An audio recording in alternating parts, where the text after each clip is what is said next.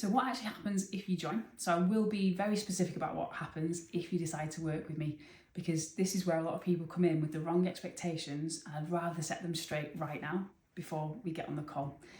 We're not here to throw generic tips at you, and we're not here to just give you a list of things to do just so that you feel like you've got your money's worth. And we're definitely not here to guess, okay? One of the very first things that we do when someone joins is a deep audit of where they actually are. And that means we look at everything. What band you're at currently, what you're going for, what your interview history looks like, where you're losing marks, what's happening with your nervous system, your answer architecture, your non-verbal communication, and your application materials as well, so we get the full picture, okay? The goal is not to fix everything at once. That's impossible. It's to identify the 1 to 3 highest leverage things that you can work on right now that are going to make the biggest difference in the shortest time.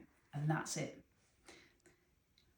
For some people, that definitely means sorting the nervous system stuff first, okay? Because if your body goes into panic mode the moment that you sit down, nothing else that you've prepared can actually land and make an impact. For others, it's restructuring how they answer the questions because they're kind of rambling and just not getting to the point and not having the biggest impact answer. And that can be changed with the right systems. For some, it's the non-verbal piece.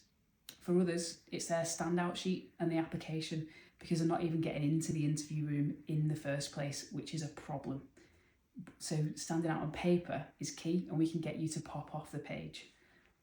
So let me give you a real example. So Amy came in thinking that her problem was imposter syndrome.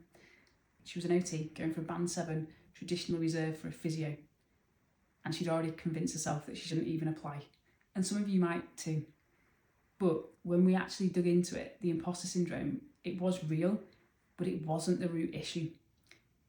The root issue was that she didn't know how to transfer her skills and experience across specialities in a way that made the panel feel confident and safe in making the decision to choose her for that job.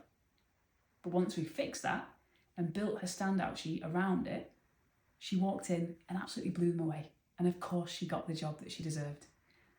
Was that because I gave her a magic trick? No, it's because we identified for her situation exactly where the leverage point was, and she went away and executed on it. Am I guaranteeing you the same outcome? Absolutely not. And if anyone does guarantee you a specific outcome, I'd be very sceptical. But what I am saying is that there's a very high chance that there's something in your interview performance right now that you're just not seeing that we could identify and help you with. Something structural, something that's been costing you interviews, something that's been stopping you from getting the job that you did deserve, but you just didn't make it count. Most clinicians do not need more knowledge. They need someone to objectively look at how they're performing under pressure and help them see what they can't see from the inside. And that's what the first few weeks are about. Getting the clarity locked in so that your preparation becomes simple and targeted instead of scattered and stressful. So ask yourself, would it be valuable to have someone to look at your interview performance right now, identify where the real gaps are, and help you fix the specific things that are costing you jobs? If the answer is yes, we'll take you through exactly what that looks like for you on the call. And if it's no, again, that's completely fine. You've still walked away with a lot more clarity than you came in with.